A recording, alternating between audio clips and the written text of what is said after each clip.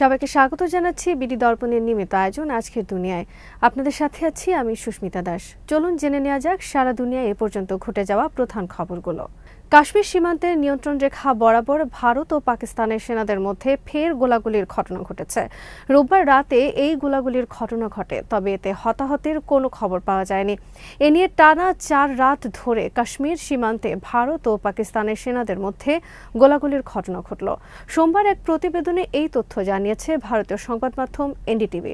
অবশ্য ভারতীয় গণমাধ্যমে গোলাগুলির বিষয়ে বরাবরের মতো পাকিস্তানকে দোষারোপ করা হলেও পাকিস্তানের পক্ষ থেকে বা দেশটির সংবাদ মাধ্যমে এই রিপোর্ট লেখা পর্যন্ত এ বিষয়ে কোনো তথ্য পাওয়া যায়নি। এনডিটিভি বলছে, জম্মু ও কাশ্মীরে নিয়ন্ত্রণ রেখা এলওসি বরাবর টানা চতুর্থ রাতেও সংঘর্ষ বিরতি লঙ্ঘন করে বিনা উস্কানিতে পাকিস্তানি সেনারা গুলি চালিয়েছে বলে দাবি করেছে ভারতীয় সেনাবাহিনীর কর্মকর্তারা। ভারতীয় সেনাবাহিনী এক বিবৃতিতে জানায়, 2 এপ্রিল রাতে কুপওয়ারা ও পুঞ্জ এলাকার বিপরীত পাশে পাকিস্তানের সেনাঘাঁটি থেকে বিনা উস্কানিতে ছোট অস্ত্র দিয়ে গুলি বর্ষণ শুরু হয়। ভারতীয় সেনারা দ্রুত এবং কার্যকরভাবে তার জবাব দিয়েছে। এই প্রথমবারের মতো পুঞ্জ সেক্টরেও পাকিস্তানের সেনারা সংঘর্ষ বিরতি লঙ্ঘন করল বলে দাবি করেছে ভারতীয় সেনাবাহিনী। এই গোলাগুলির ঘটনা এমন এক সময় ঘটল যখন কয়েকদিন আগেই জম্মু ও কাশ্মীরের পেহেলগামে বন্দুকধারী হামলায় 26 জন নিহত হয়েছেন। 2019 সালে পুলওয়ামা হামলার পর কাশ্মীরে এটি সবচেয়ে বড় হামলা। এর আগে রোববারও কাশ্মীর সীমান্তের নিয়ন্ত্রণ রেখা বরাবর ভারত ও পাকিস্তানের সেনাদের মধ্যে ফের গোলাগুলির ঘটনা ঘটে। এদিনের গোলাগুলির বিষয়ে চীনের সংবাদ সংস্থা সিনহুয়া জানিয়েছে, কোনো ধরনের প্ররোচনা ছাড়াই নিয়ন্ত্রণ রেখায় গুলি চালাতে শুরু করে ভারতীয় সেনারা। পরে পাকিস্তানও পাল্টা গুলি চালিয়ে জবাব দিয়েছে। এর আগে গত বৃহস্পতিবার দিবাগত রাতে 2 দেশের সেনাদের মধ্যে গোলাগুলি হয়। সম্প্রতি অধিকৃত কাশ্মীরে পর্যটকদের উপর বন্দুকধারীদের হামলার জেরে ভারত ও পাকিস্তানের মধ্যে উত্তেজনা চরমে পৌঁছেছে। পাঞ্জাবের খালিস্তান আন্দোলনের নেতা গুরপতবন্ত সিং পান্নুন এক ঘোষণায় বলেছেন, ভারতের যে কোনো সামরিক আগ্রাসনের বিরুদ্ধে পাকিস্তানের পাশে দাঁড়াবে পাঞ্জাবের গোটা শিখ সম্প্রদায়।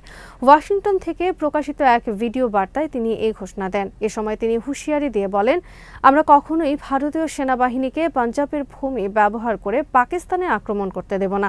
এক্সপ্রেস ট্রিবিউনের প্রতিবেদন অনুযায়ী পান্নুন বলেন, আমরা 2 কোটি শিখ পাকিস্তানের পক্ষে এক প্রাচীরের মতো দাঁড়িয়ে আছে। একই সঙ্গে তিনি ভারতের সংখ্যালঘুদের উপর অত্যাচারের কঠোর সমালোচনা করে জানান, ভারতে বিশেষ করে শিখদের প্রতি যে দমন নীতি চলছে তা আজ গোটা বিশ্ব দেখছে। কাশ্মীর ইস্যুতে চলমান উত্তেজনাকর পরিস্থিতি প্রসঙ্গে পান্নুন বলেন, এখন 1965 বা 1971 সাল নয়, এটা 2025। পরিস্থিতি পাল্টে গেছে। যুক্তরাষ্ট্রে বসবাসকারী খালিস্তান আন্দোলনের নেতা পান্নুন, ভারত সরকার 2020 সালে তাকে সন্ত্রাসী হিসেবে ঘোষণা করে। 2023 সালে নিউ ইয়র্কে পান্নুনকে হত্যার ষড়যন্ত্র করা হয়েছিল। মার্কিন কর্মকর্তাদের দাবি, ওই ষড়যন্ত্রের সঙ্গে জড়িত ছিল ভারতীয় গোয়েন্দা সংস্থা। এ নিয়ে যুক্তরাষ্ট্রের সাথে নয়াদিল্লির সম্পর্কের অবনতি হয়। ভারতীয় নেতৃত্বের প্রতি কঠোর হুঁশিয়ারি দিয়ে পান্নুন বলেন, যে আক্রমণ করে সে টিকতে পারে না, সেটা ইন্দিরা গান্ধী হোক, নরেন্দ্র মোদী হোক বা অমিত শাহ। আমরা মোদী, অজিত দোভাল, অমিত শাহ ও এস জয়শঙ্করকে আন্তর্জাতিক আইনের আওতায় এনে বিচারের মুখোমুখি করব। এছাড়াও পান্নুন দাবি করেন, ভারতের পেহেলগাঁওয়ে সাম্প্রতিক হামলা আসলে ভারতীয় সরকারের একটি লোক দেখানো আক্রমণ। ভারত এর মাধ্যমে নিজেদের হিন্দু নাগরিকদেরই হত্যা করেছে রাজনৈতিক সুবিধা ও নির্বাচনী লাভের উদ্দেশ্যে। পান্নুনের এই বক্তব্য এমন এক সময় এলো যখন ভারতীয় উপমহাদেশে আঞ্চলিক উত্তেজনা চরমে, আর এর ফলে ভারতের রাষ্ট্রীয় মদতে সংখ্যালঘু নির্যাতনের অভিযোগ আরও জোরালো হয়েছে। গাজা উপত্যকায় দখলদার সেনাদের উপর প্রতিরোধ যোদ্ধাদের চোরা গোপ্তা আক্রমণ চলছে। হামাসের সামরিক শাখা আল কাসাম ব্রিগেডস জানিয়েছে, রোববার তাদের যোদ্ধারা গাজা সিটির আল তুফা এলাকায় আল ইয়াসিন 105 রকেটের সাহায্যে ইসরায়েলের একটি মার্কাভা ট্যাঙ্কের উপর হামলা চালিয়েছে। এছাড়া একই দিন একই এলাকায় কয়েকজন দখলদার সেনার উপর অ্যান্টিপার্সোনাল শেলের বিস্ফোরণ ঘটানো হয়েছে। ওই বিস্ফোরণে একাধিক ইসরায়েলি সেনা নিহত ও আহত হয়েছে বলে জানায় আল কাসাম।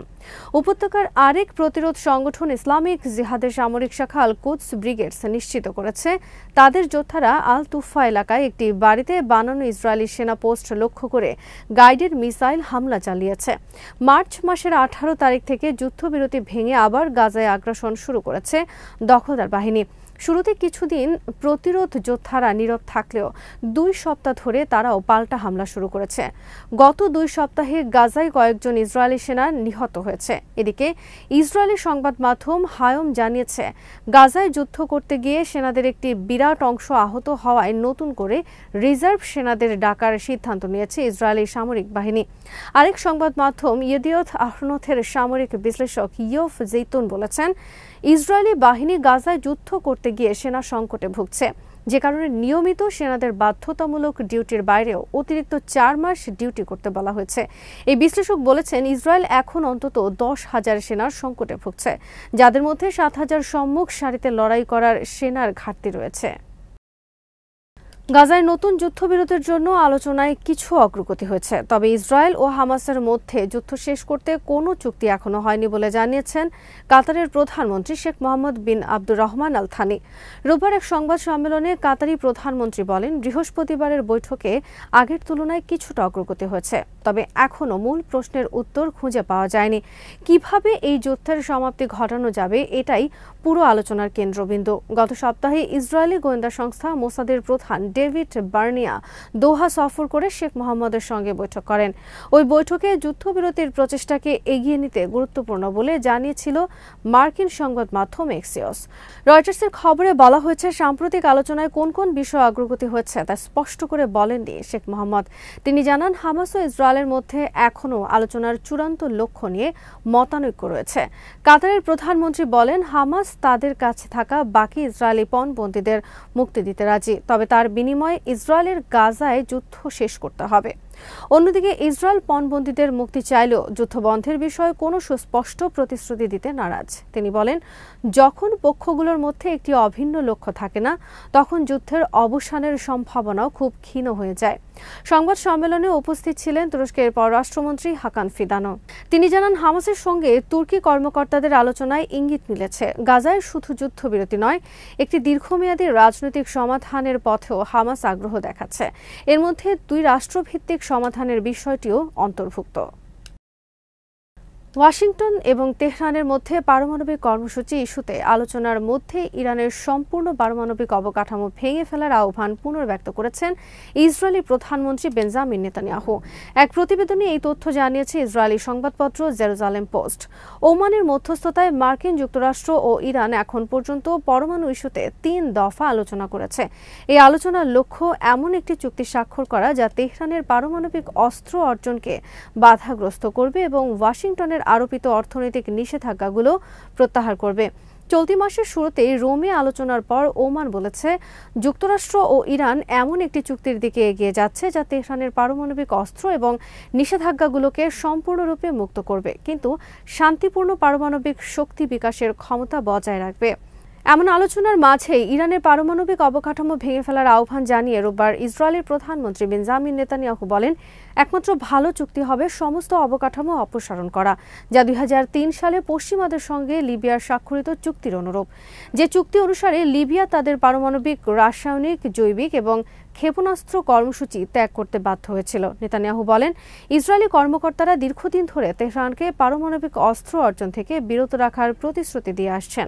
এর আগে গত 19 এপ্রিল রয়টার্স এক ইসরায়েলি কর্মকর্তা এবং বিষয়টি সম্পর্কে অবগত আরও 2টি সূত্রের বরাত দিয়ে জানিয়েছে, প্রেসিডেন্ট ডোনাল্ড ট্রাম্প নেতানিয়াহুকে আপাতত এই ধরনের অভিযান সমর্থন করবেন না জানানো সত্ত্বেও আগামীতে ইরানের পারমাণবিক স্থাপনাগুলোতে আক্রমণের সম্ভাবনা উড়িয়ে দেয়নি ইসরায়েল।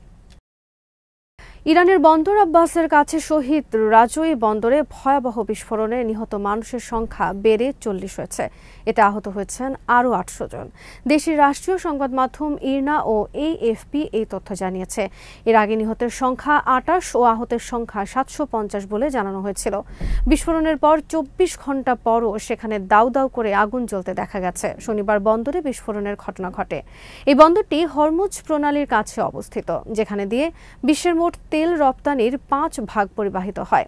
মার্কিন সংবাদ মাধ্যম দ্য নিউ ইয়র্ক টাইমস এক প্রতিবেদনে জানিয়েছে, ইরানের ইসলামিক রেভলিউশনারি গার্ড কর্পসের সঙ্গে সংশ্লিষ্ট এক সূত্রের বরাত দিয়ে বলা হয়েছে, সোডিয়াম পারক্লোরেট নামের একটি রাসায়নিক উপকরণ বিস্ফোরিত হয়ে এই দুর্ঘটনা ঘটেছে।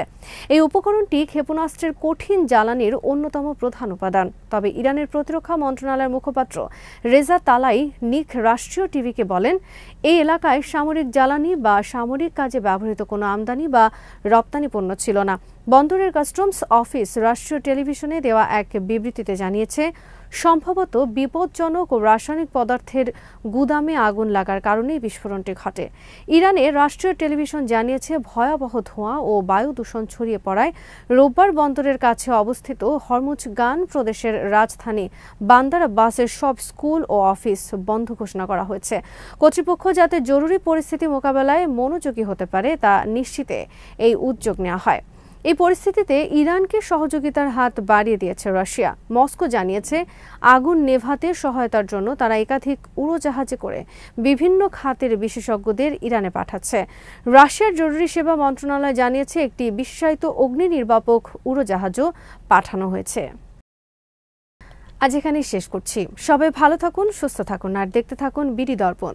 চ্যানেলটি ভালো লাগলে সাবস্ক্রাইব করুন। সংযুক্ত থাকুন আমাদের ফেসবুক পেজে।